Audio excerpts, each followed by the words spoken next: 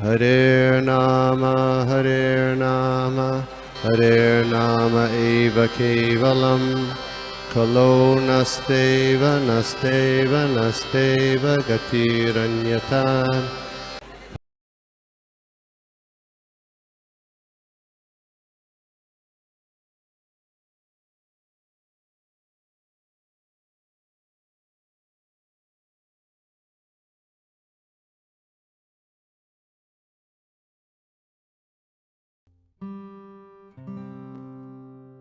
नमस्कार सभी भक्तों को मेरा साष्टांग प्रणाम। ओम नमो भगवते वासुदेवाय। ओम नमो भगवते वासुदेवाय। ओम नमो भगवते वासुदेवाय। ओम अज्ञानतिमिरान्धस्य ज्ञानाञ्जनशलाकया चक्षुरुन्मिलितं येन तस्मै श्रीगुरुवे नमः। श्रीचैतन्यमनोभीष्टं स्थापितं येन भूतले स्वयं रूपकदा मह्यं ददाति स्वपदान्तिकम्। वन्देऽहं श्रीगुरो श्रीयुतापदकमलं श्रीगुरुं वैष्णवांश्च श्रीरूपं साग्रजातं सकलरघुनाथान्वितां साद्वैतं साधूतं परिजनसहितं कृष्णचैतन्यदेवं श्रीराधा कृष्णपादान् सकलललिता श्रीविशाखान्वितांश्च। हे कृष्णा करुणा सिन्धु दीनबन्धु जगत्पते गोपेश गोपिकाकान्त राधाकान्त सप्तकाञ्चन गौरांगी राधे वृन्दावनेश्वरी वृषभानुसुते देवी प्रणमामि हरिप्रिये। वाञ्छाकल्पतरुभ्यश्च कृपा सिन्धुभ्यो च पतितानां पावनेभ्यो वैष्णवेभ्यो नमो नमः। जय श्री कृष्ण चैतन्य प्रभु नित्यानंद श्री अद्वैत गदाधर श्रीवास आदि गौर भक्तवृंद। हरे कृष्णा कृष्णा कृष्णा हरे हरे, हरे राम राम। तो हम अभी तीसरा स्कंद श्रीमद् भागवतम चैप्टर 21 और श्लोक क्रमांक 31 और श्लोक क्रमांक देख रहे हैं। मैं बोलूंगा प्रभु हिंदी डिस्प्ले होना है क्या? डिस्प्ले होने वाला है? सॉरी प्रभु कौन था? डिस्प्ले करने वाले हैं? डिस्प्ले या okay, give me 1 second, just minute. मेरे पास हिंदी वाला नहीं है, इसलिए तो मैं चालू करूं तो yes sir, you can start. इति अव्यालिकं पुनोत ब्रजनाभास तम आबुभारे वचस्पतेन सुपर्णपक्षो परिरोचमाने प्रेमास्मितोद्वीक्षणा विभ्रमाद् ब्रूः। इति अव्यालिकं पुनोत ब्रजनाभास तम आबभासे वचस्पतेन सुपर्णपाको परिरोचमाने प्रेमास्मितोद्वीक्षण विभ्रमात् स्पृहुः।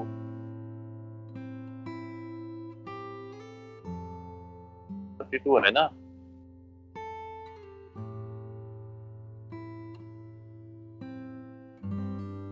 P1 32, right?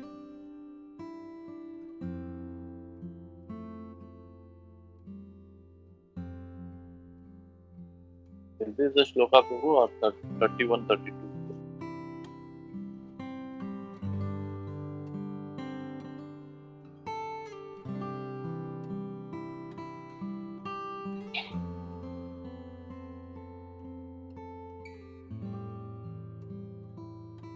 ओके, तो सभी भक्तों का स्वागत है। आज हम देख रहे हैं तीसरा स्कंद, जिसमें हम देखेंगे कि कपिल देव देवहूति के जो वार्तालाप आगे है, तो उसके बारे में अभी भगवान का स्मित हास्य के बारे में हम चर्चा करने वाले हैं।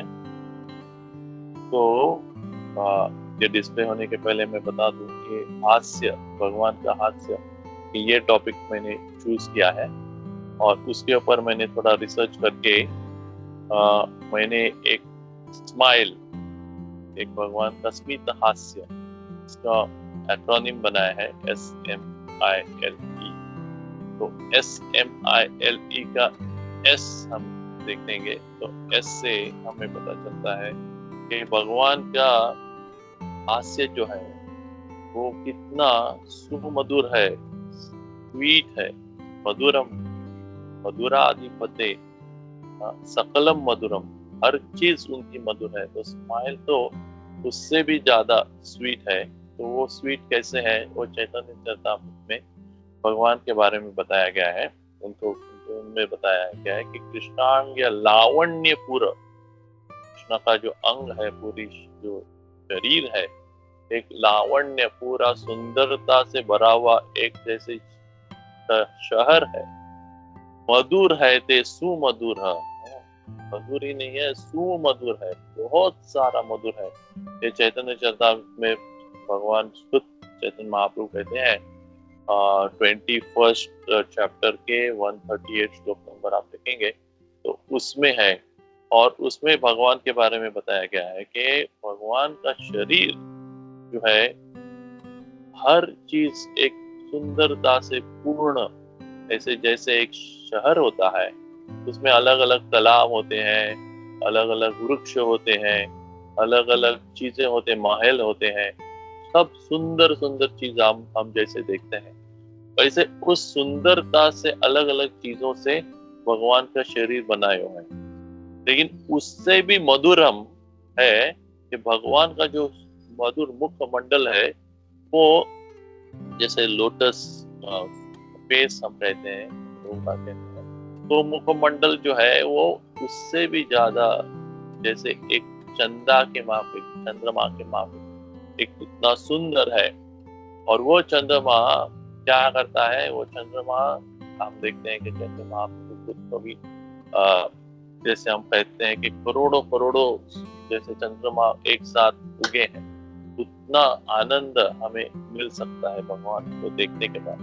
भगवान का चेहरा ही इतना सुंदर है जो हमें कैप्टिवेटिंग है, हमें आकर्षित करता है, और वो आकर्षण ही हमें भक्ति में आगे बढ़ाता है। तो वो चेहरा जो है भगवान का, वो चेहरा है सुमंगल है, सुमधुर है। साथ साथ में उनके उस चेहरे के ऊपर जो भी हंसी रहे, अभी आप सोचेंगे भगवान हंसते रहते, स्माइल रहता है, स्मित हास्य रहता है भगवान का, स्मित हास्य। आप स्पेशली हम देखते हैं कि कोई भी हमारा डीटीज आप देखेंगे हास्य रहता है। जैसे प्रभुपाद के एक शिष्य जो प्रभुपाद के लिए ये सब भगवान की पेंटिंग बनाते थे, तो उन्होंने एक बार ऐसे युद्ध के समय का जो पेंटिंग बनाया, तो उसमें भगवान को सीरियस दिखाया। तो सीरियस दिखाया तो प्रभुपाद बोले ये भगवान है, ये कभी सीरियस नहीं होते, ये कभी भी हंसते स्माइल रहते हैं। जैसे अर्जुन ने भी, आपने भगवत गीता के पहले चैप्टर में देखा रहेगा कि अर्जुन ने कई सवाल किए और उन्होंने कई सवालों में बताया कि हमारे लिए कैसे ये युद्ध करना सही नहीं है, ऐसे कई कारण उन्होंने दिए।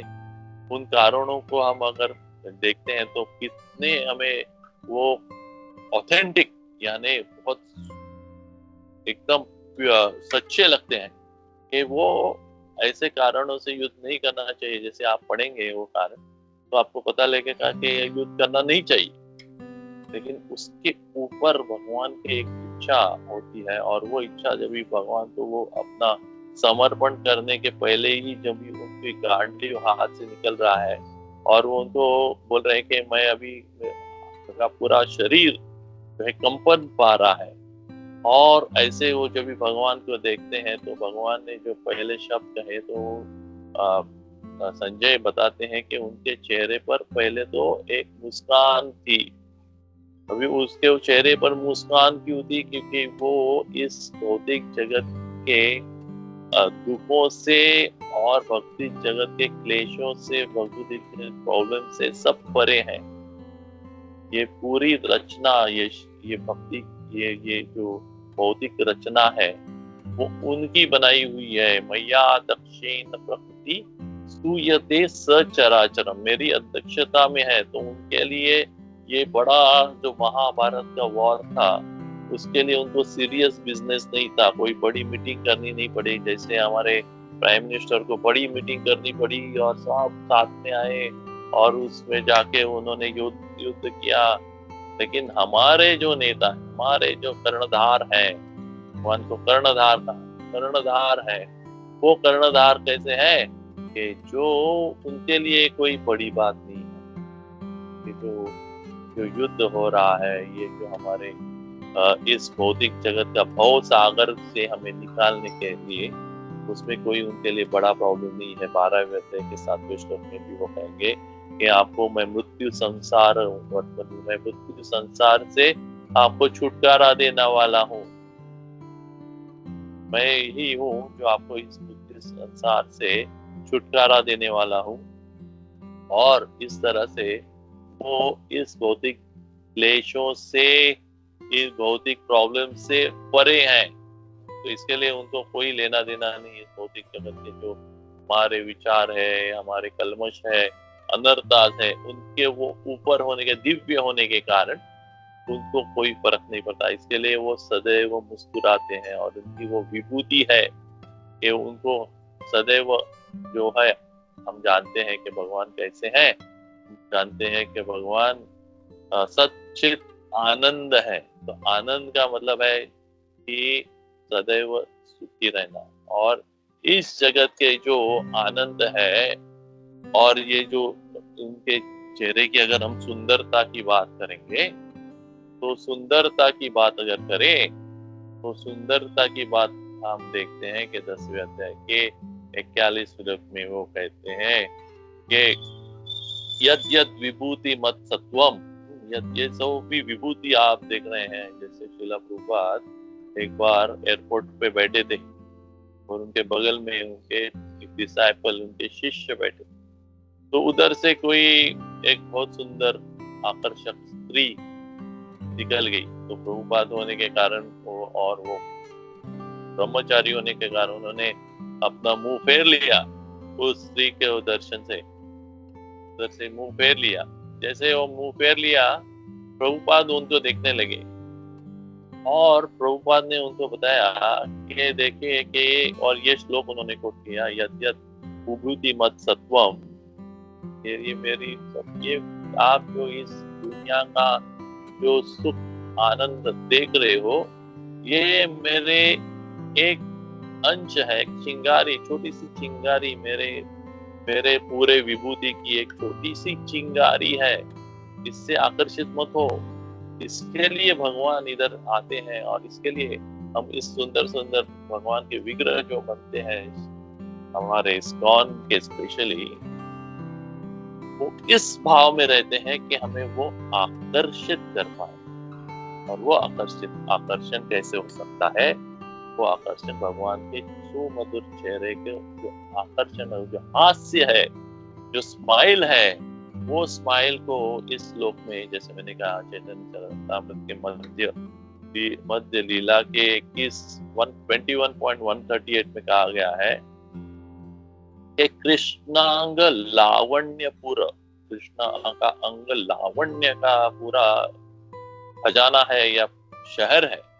और मधुर है ते सुमधुर, पूरा श्लोक नहीं बताएंगे। मधुर है ते सुमधुर, मधुरी ही मधुर है, मधुरी नहीं सुमधुर है। और सुमधुर क्या है? उनका मुख मंडल जो है वो सुमधुर है। और वो चेहरे पे जो हंसी है, और उस मधुर चेहरे को हमने देखा कि वो एक चंद्रमा के जैसे है। करोड़ों करोड़ों चंद्रमा, लाखों चंद्रमा एक साथ आते हैं, उनका प्रकाश आह्लाददायी होता है। आप देखेंगे कि अगर आपने नोटिस किया होगा, अगर गर्मी के सीजन में, गर्मी में अभी में है, मुझे मालूम नहीं आपके यहाँ बारिश गिर रही है कि नहीं है। हमारे नासिक में थोड़ी सी बारिश है, तो इधर इतनी गर्मी नहीं है। लेकिन जब भी गर्मी रहती है, तो गर्मी के सीजन में अगर आप पूर्णिमा के दिन कहीं भी खड़े हो जाए, वो चंद्रमा की छांव में, वो सूरज की किरणों में खड़े हो जाए, तो आपको गर्मी लगेगी। इसके लिए आप रात में भी सोचेंगे कि चंद्रमा के किरणों के आपको तकलीफ होगी, तो नहीं। आप पेड़ के नीचे खड़े हो जाए, ज्यादा गर्म होगा। लेकिन जब भी चंद्रमा के किरणों का आप स्वाद देंगे, उनके पास रहेंगे, साथ उसको ये आप उसको एक्सेप्ट करेंगे, तो क्या होगा कि आपको ज्यादा आह्लाददायक फीलिंग। ये एक है भगवान की। उसी तरह भगवान का इधर कंपेयर किया है कि चंद्रमा का जैसे एक किरणें हमें आह्लाददायक रहती है, उसी तरह उनकी स्माइल भी आह्लाददायक रहती है। और वो आह्लाददायक स्माइल जो है हमारा संगोपन करती है, हमारा जो इस पूरी दुनिया को चलाती है। ये किरणें जैसे चंद्रमा की किरणें से वेजिटेशन होता है और ये पूरा जो सृष्टि फलता फूलता है, उसी तरह से हम देखते हैं कि भगवान का ये सुमधुर मुख और उनकी ये स्माइल, इनका ये स्मित हास्य जो हमें ये कैप्टिवेट करता है और हमें ये मधुरता का हमें एक झलक दिखाता है। भगवान का जो सच्चा रूप है उसकी झलक दिखाता है। तो भगवान तो जो शुद्ध भक्त है वो तो भगवान से कुछ मांगते नहीं। अन्य अभिलाषिता शून्यम ज्ञान कर्मादि अनावृतम अनुकूलेन कृष्णानुशीलनम अत्युत्तम। अन्य अभिलाषिता शून्य रहते हैं तो भगवान उनको क्या देना चाहते हैं? भगवान उनको हमें वो बोलते हैं, अपने गोपियों को बोलते हैं, न परायम, मैं तुम्हें कुछ रिपे नहीं कर सकता हूँ, मैं इंडेटेड हूँ, मैं पूरे आपके लोन में डूबा हुआ हूँ, कर्ज में डूबा हुआ हूँ, तो आपको मैं कुछ नहीं दे सकता। इसके लिए भगवान कहते हैं कि मेरे ये स्माइल से मेरा एक ये प्रेम का एक संदेश आपको मैं दे सकता हूँ, और ये संदेश ही हमें भक्ति में आगे दिलवाता है।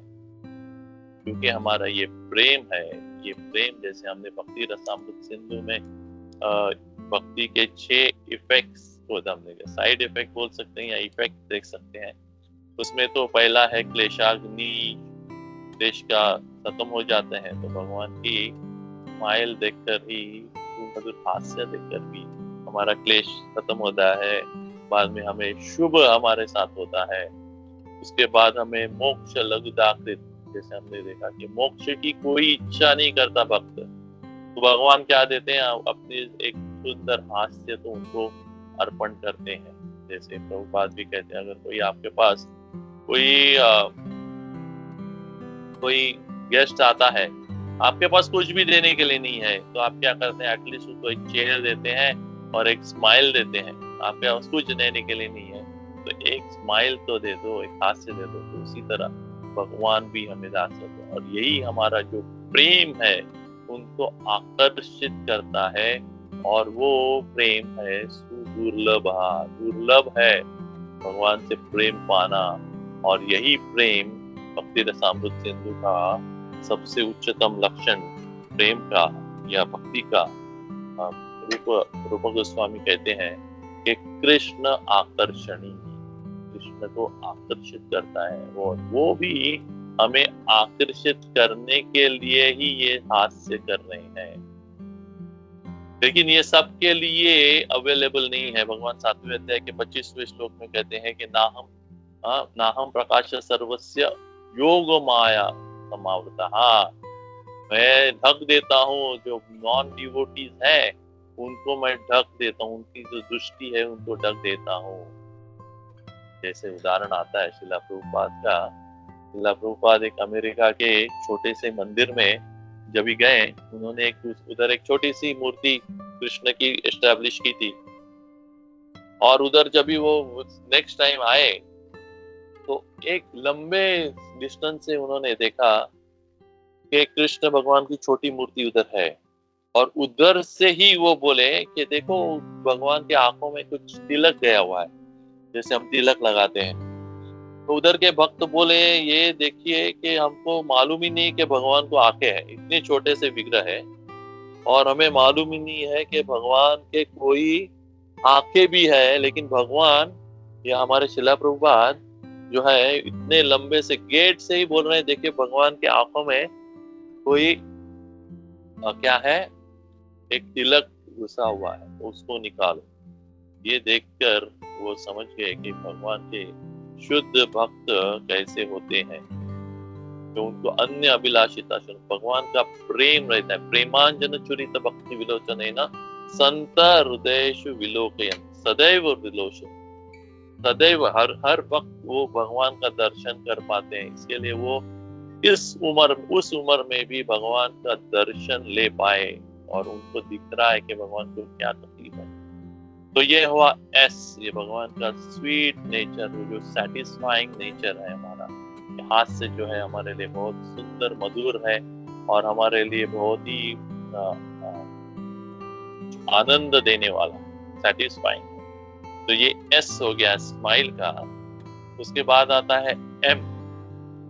एम का मतलब है जैसे कि मैडनेस या मेस्मराइजिंग, जिसको एम का ही हिंदी में भी बोल सकते हैं, मंत्र मुग्ध करने वाला या हमें पागल करने वाला। जैसे हम देखते हैं कि श्रीमद् भागवतम के 10वें अध्याय 10वें स्कंद के 3रे अध्याय के 22वें श्लोक में भगवान के बारे में कहा गया है कि पीतांबरधरी स्वर्गी साधनांत नमः। भगवान कृष्ण अपने मुख के मंडल पर हंसी धारण करते किए गोपियों को समक्ष प्रकट हुए। अभी ये 10:32 है।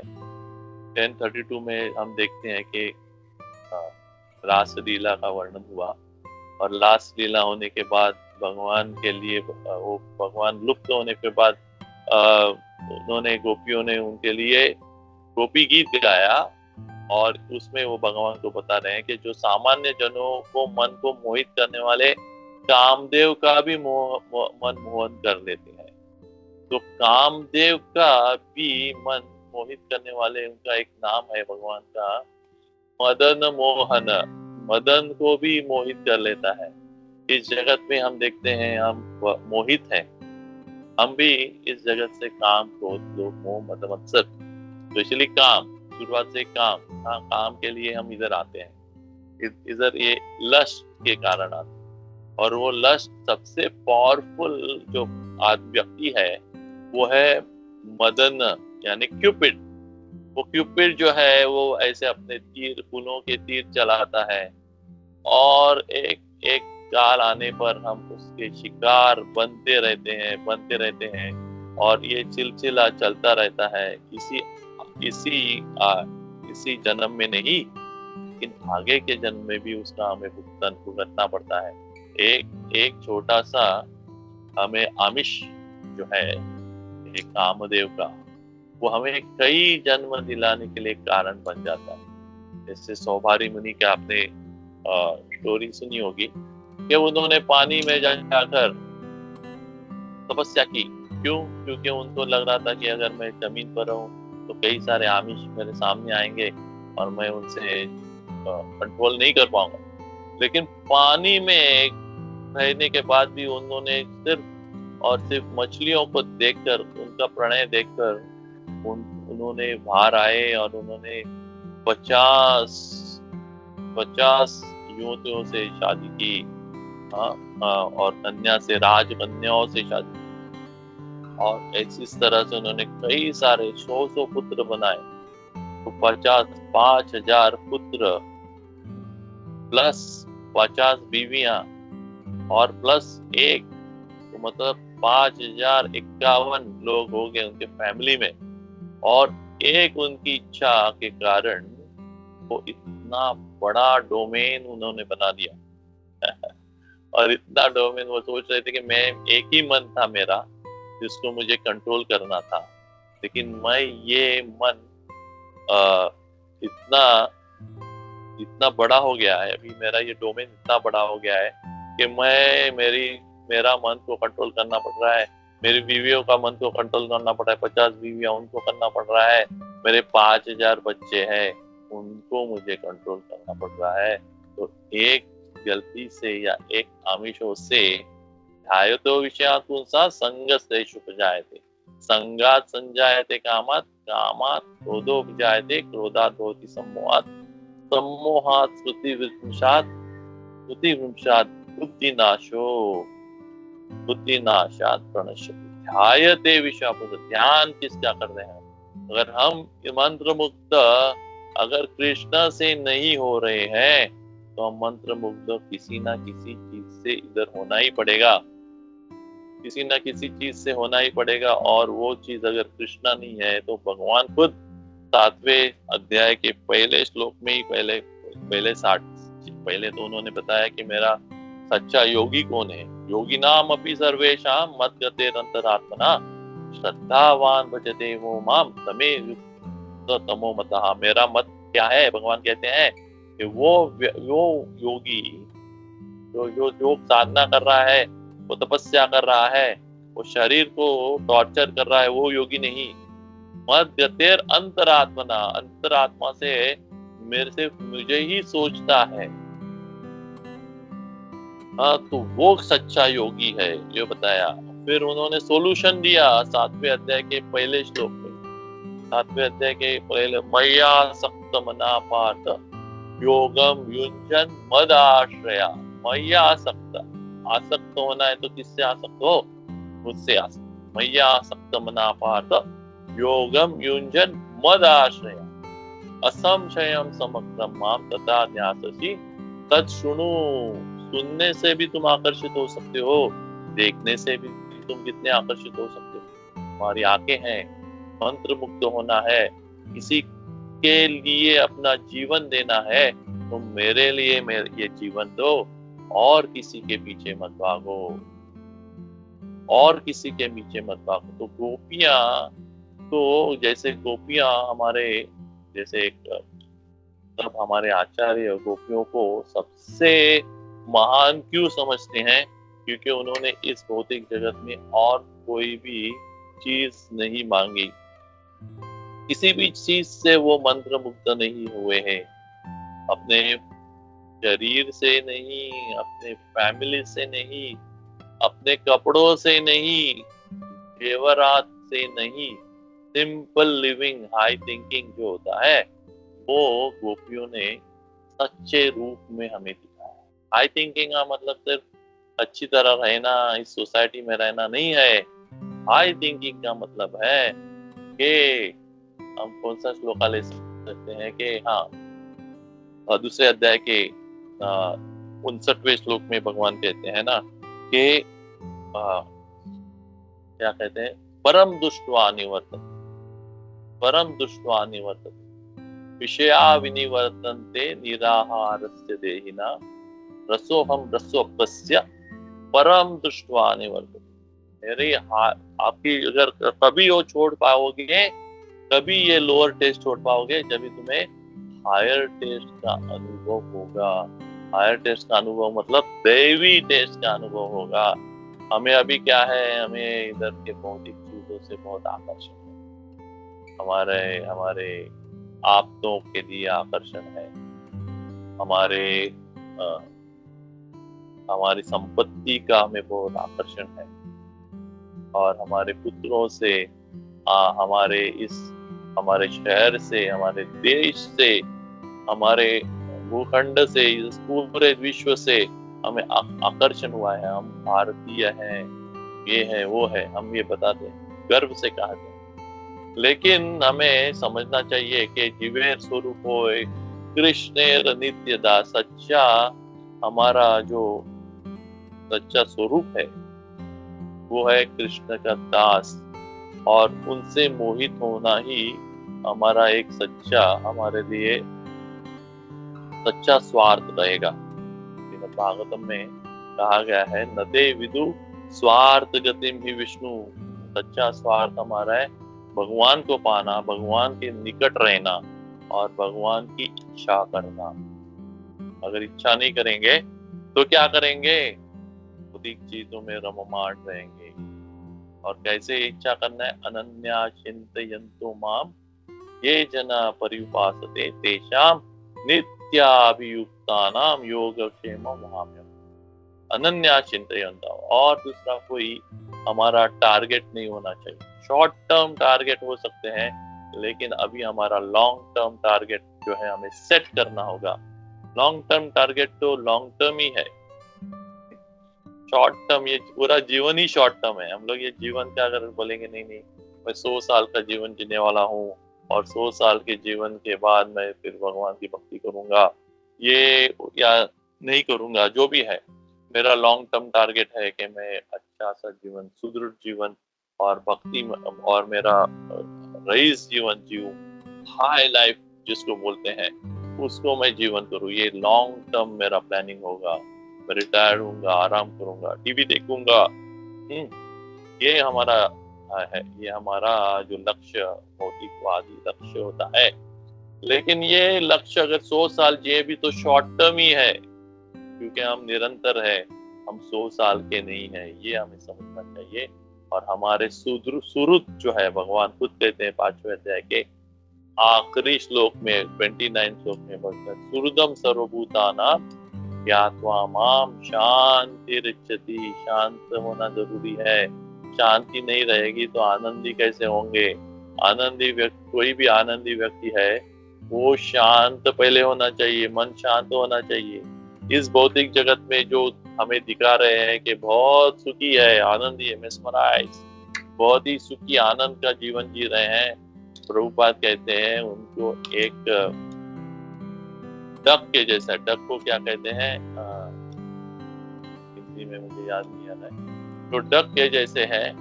और वो डक कैसा है? वो पानी में चलता है, ऐसे लग रहा है कितना सुंदर, आराम से पानी में जा रहा है।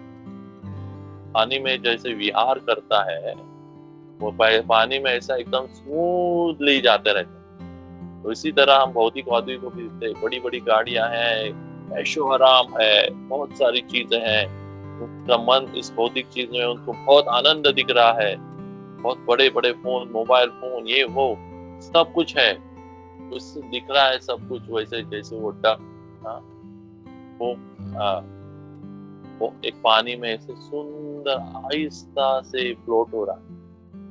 लेकिन अब नीचे, प्रभुपाद कहते हैं नीचे जाके देखो, उसके पैर कितने जोर जोर से उसको हिलाना पड़ रहा है। तो अंदर से वो विचलित है, अंदर से विचलित है। क्यों अंदर से विचलित है? क्योंकि दुराशयार बहिरर्थ माना, दुराशया, ये गलत चीजों का उसने आश्रय, बहिरर्थ माना, इसको ही सच्चा समझ के उसने आश्रय लिया, भौतिक जीवन को ही सच्चा समझ के उसका आश्रय लिया है। तो हो गया एस, हो गया हमारा ये satisfying sweet smile of Krishna, और एम हो गया मेस्मराइजिंग, मंत्र मुक्त करने वाला उनका हास्य। अभी हो गया आई। आई के लिए हम कहते हैं, आई के लिए बोल सकते हैं कि इंस्पायरिंग, हमें इंस्पायर करता है। जब भी हम भगवान की विग्रह के पास खड़े रहते हैं तो हमें एक बहुत कुछ मिलता है, आनंद तो मिलता है, साथ साथ में हमें इंस्पिरेशन भी मिलती है। इंस्पिरेशन क्या मिलती है? कि हम भक्ति को कैसे और बढ़ाएं, कैसे हमारा प्रेम भगवान से बढ़ेगा। ये श्रीमद् भागवतम का 10वां स्कंद 13वां अध्याय श्लोक क्रमांक 50। चंद्रिका विशदास स्मेरय सामुद्गपंग वीक्षिणीहातः स्वकार्थानम इव राजा तव भामम सृष्टिर्फलके। तो इसका अर्थ है अपनी शुद्ध मुस्कान तथा अपनी लाल लाल आंखों की तिरछी चितवन के द्वारा अपने भक्तों की इच्छाओं को मानो वो पालते हैं। तो इंस्पिरेशन, हमारी इच्छा, जो स्पिरिचुअल इच्छाओं को वो बढ़ावा देते हैं। शिला प्रभुपाद का उदाहरण देंगे। शिला प्रभुपाद ने कहा कि भगवान की ये सुमधुर इच्छा, सुमधुर हास्य ही मेरी एक इंस्पिरेशन बनी है। अनुकूलस्य संकल्प प्रतिकूलस्य वर्जनम। अनुकूल संकल्प अगर अनुकूल हो और प्रतिकूल को वर्जन कर दिया जाए तो क्या होगा? भगवान की कृपा हमें मिलेगी, भगवान की इच्छा ही हमारी इच्छा बन जाती है।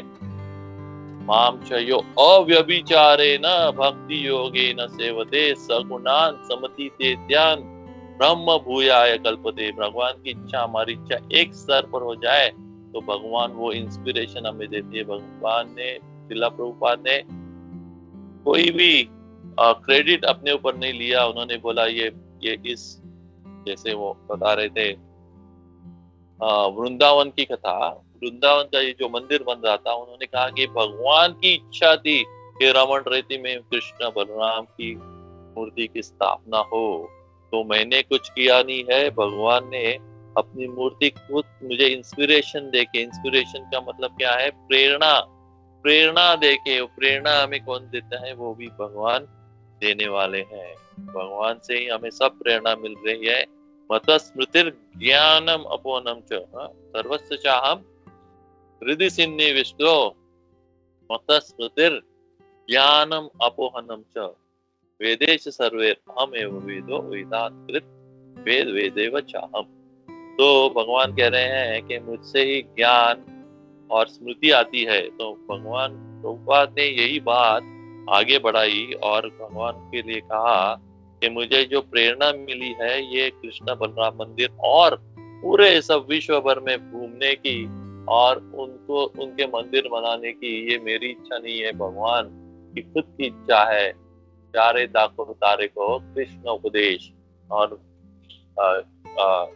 शिला चैतन्य महाप्रभु ने खुद कहा था कि ये मेरा जो कृष्ण का नाम है वो पूरे विश्व में इसका प्रचार होगा। ये इंस्पिरेशन भगवान की, भगवान का स्मित हास्य लेकर, जैसे राधा दामोदर मंदिर में प्रभुपाद रहने के 11 साल रहे, तो उनको ये इंस्पिरेशन मिली और वो इंस्पिरेशन से उन्होंने इतना कुछ काम किया।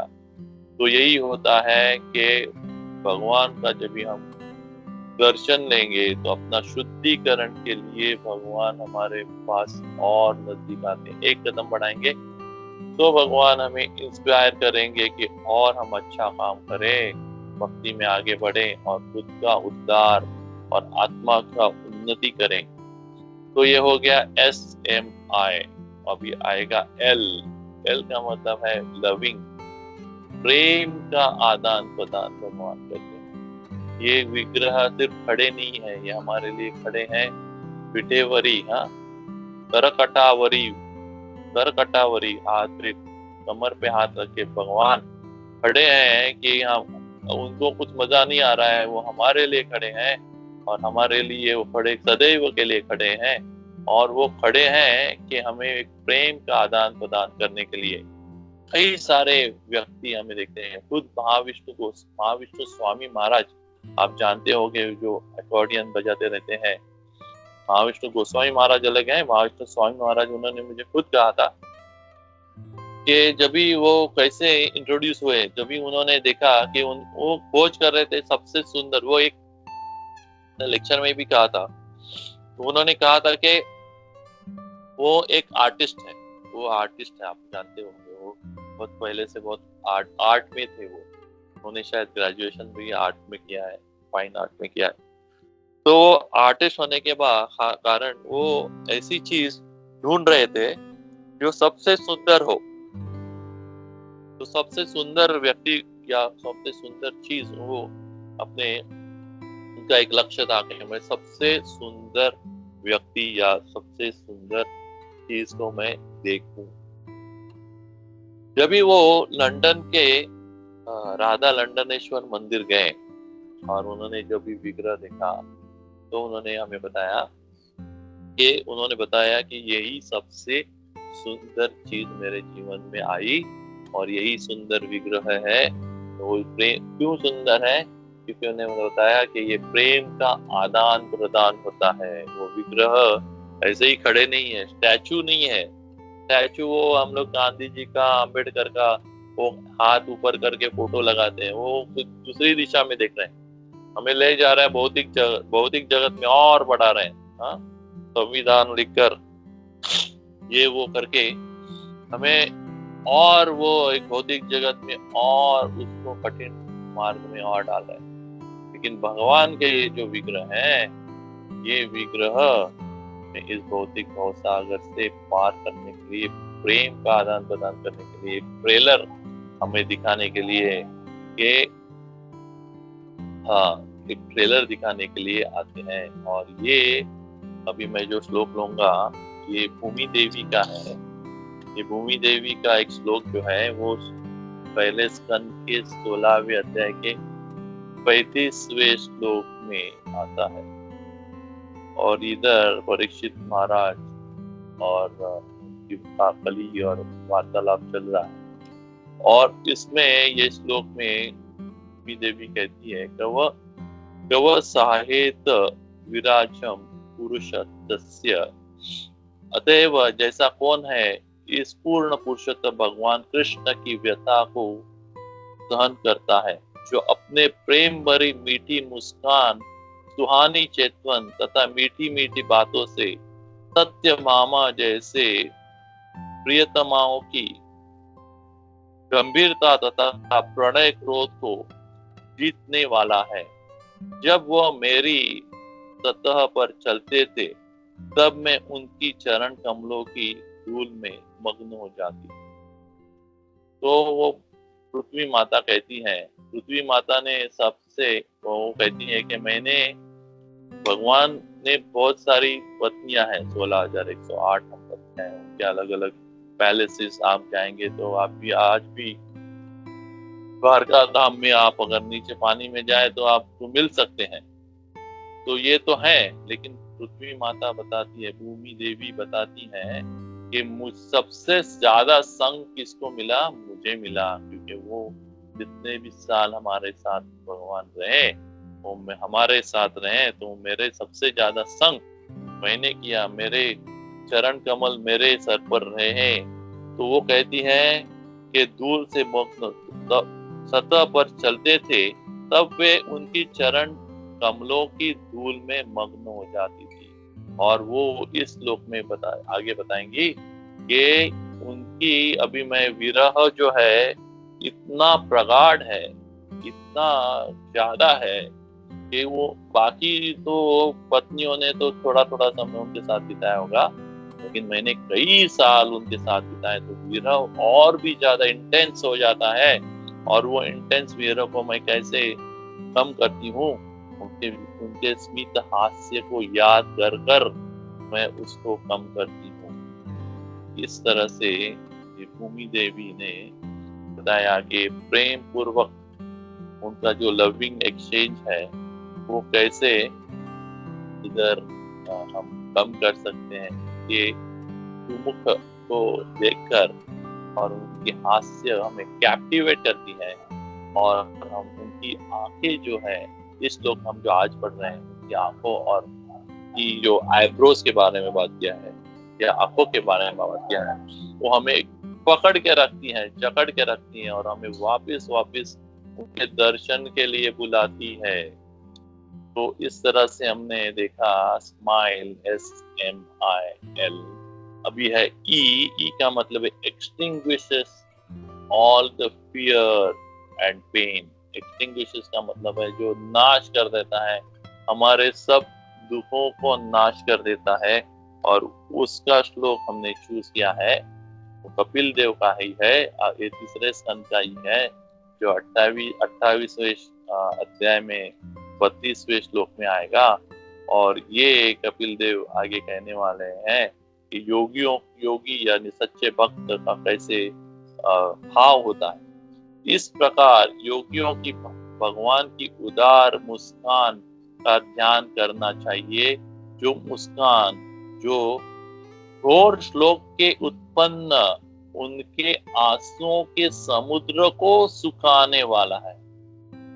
आंसुओं के समुद्र को सुखाने वाला है स्मित हास्य, मुस्कान भगवान की। इसके लिए कपिल देव इधर भी बहुत इंपॉर्टेंट श्लोक है 328-32, और इसमें बताया गया है कि ये प्रभु ने लगाया हुआ है, इसमें बताया गया है कि और आगे भगवान कपिल देव कहते हैं कि योगियों को श्री भगवान की अभूयों की ओर भी ध्यान रखना चाहिए, जो मुनियों की भलाई हेतु कामदेव को मोहित हेतु श्री भगवान की अंतरंगा शक्ति से प्रकट होती है।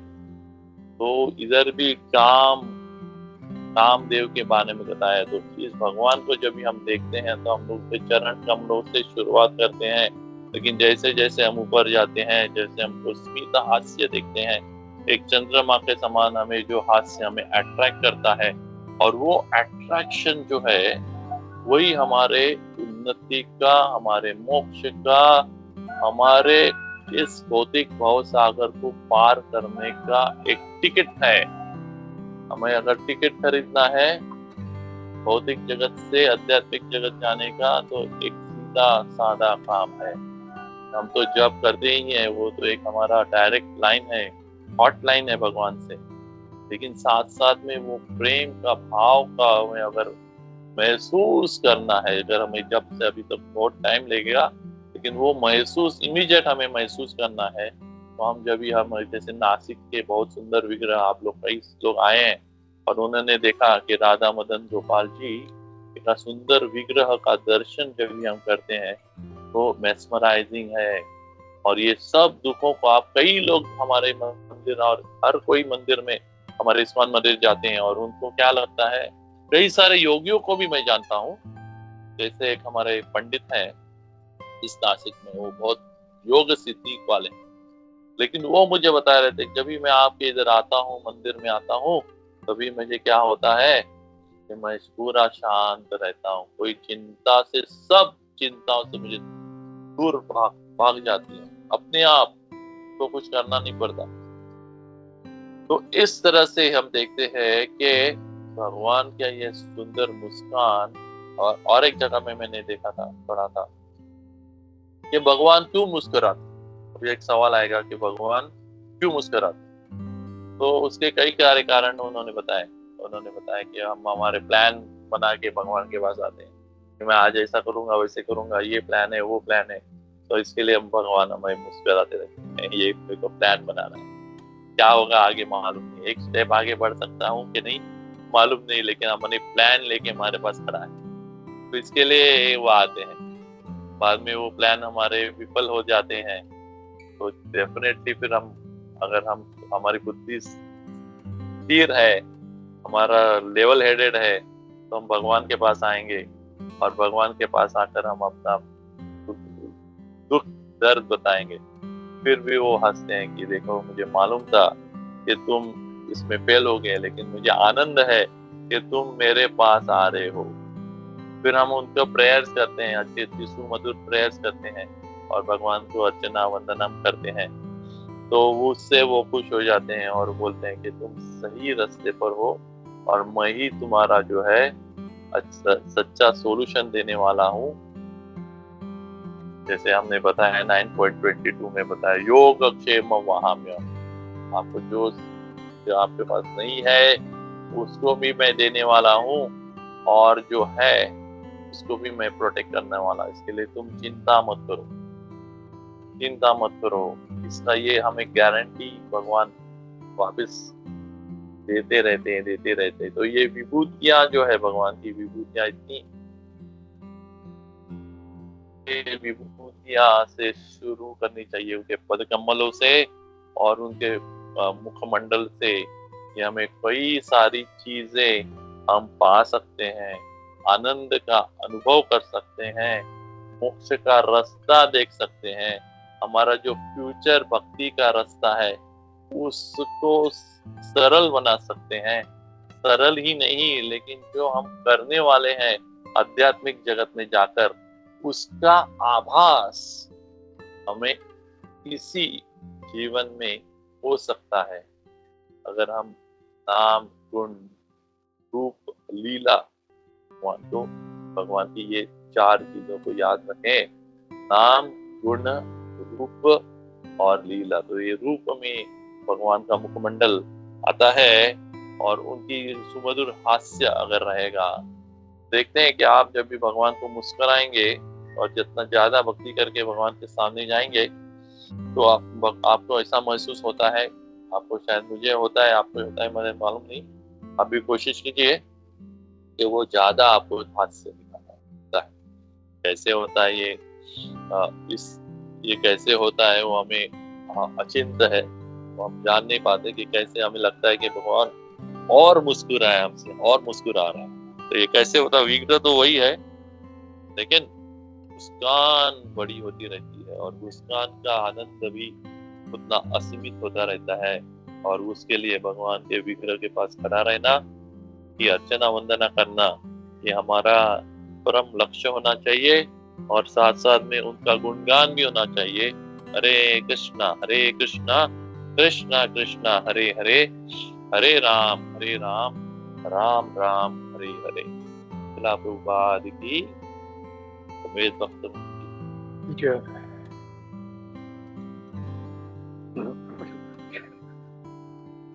थैंक यू प्रभु। आपने बहुत अच्छे से एक पूरा एक्रोनिम स्माइल बना के सारा जो कैसे भगवान आकर्षित करने वाले हैं प्रेजेंट किया। तो मैं क्विकली बच्चों से रिक्वेस्ट करता हूँ, किसी का कोई प्रश्न है, कोई टीका टिप्पणी है तो हम लोग लेते हैं। Start raising your hands and start speaking. Hare Krishna.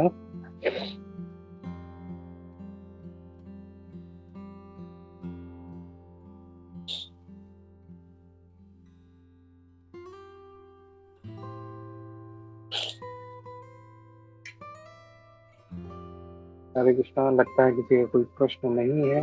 तो सो वंडरफुल, सबको बहुत अच्छा लगा, बड़ी अंडरस्टूड। तो थैंक यू कृष्ण कीर्तन प्रभु जी, ऐसे ही आते रहिए और अपना संग देते रहिए, हम लोगों को अपना एसोसिएशन देते रहिए। Thank you very much. Hare Krishna. कृपा सिंधुभ्यः पतितानां पावनेभ्यो वैष्णवेभ्यो नमो नमः। अनंत कोटि वैष्णव की जय। श्रील प्रभुपाद की जय। इसका मतलब हम की जय। थैंक यू प्रभु। हरे कृष्णा। नमस्ते। प्रभु, thank you very much to all. Hare Krishna. Thank you प्रणाम।